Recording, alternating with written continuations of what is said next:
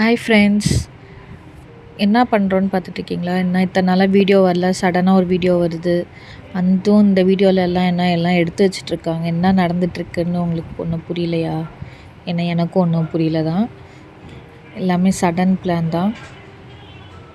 Some ரீசனால் இப்போ நம்ம இந்த சுச்சுவேஷனை ஃபேஸ் பண்ணிகிட்ருக்கோம்.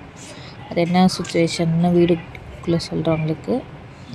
இது நெக்ஸ்ட் டே நாங்கள் எல்லாம் வெக்கேட் பண்ணிவிட்டு போயிட்டுருக்கோம். சரி ஒன்றும் இல்லை சும்மா லைட்டாக ஷேக் ஆகும். தூக்கம் டிஸ்டர்ப் ஆகுதா? உனக்கு மறைக்கல ரோடு நைசம் ரோடு மறைச்சா சொல்லு.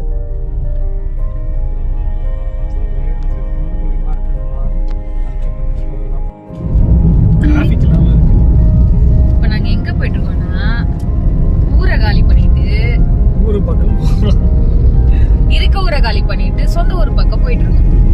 பின்னாடி பாருங்க லக்கேஜோட லக்கேஜா உட்காந்துட்டு இருக்கு ஒரு ஆளு வேடிக்கை பார்த்துட்டு.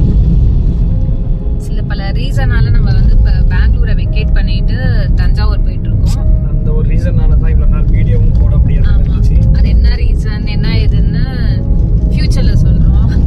கூடிய சீக்கிரம் வீடியோஸ் சேரும் அப்படின்னு நினைக்கிறேன். பாப்போம். அதுக்கு கொஞ்சம் டைம் ஆகும். பட் மேட்லியஸ்ல உங்களுக்கு வீடியோ வரும் கண்டிப்பா. வரும் ஆனா ரெகுலரா இனிமேல் வீடியோ போட ட்ரை பண்ணுவோம் நாங்க. இதான் ரீசன். நாங்க வீடியோ போடாம இருக்க காரணம் எல்லாமே கொஞ்சம் எல்லாம் பல வேலை போயிட்டு இருந்துச்சு பின்னாடி. அது எதுவும் இப்ப சொல்ல முடியாத சுச்சுவேஷன்ல இருக்கோம் நாங்க.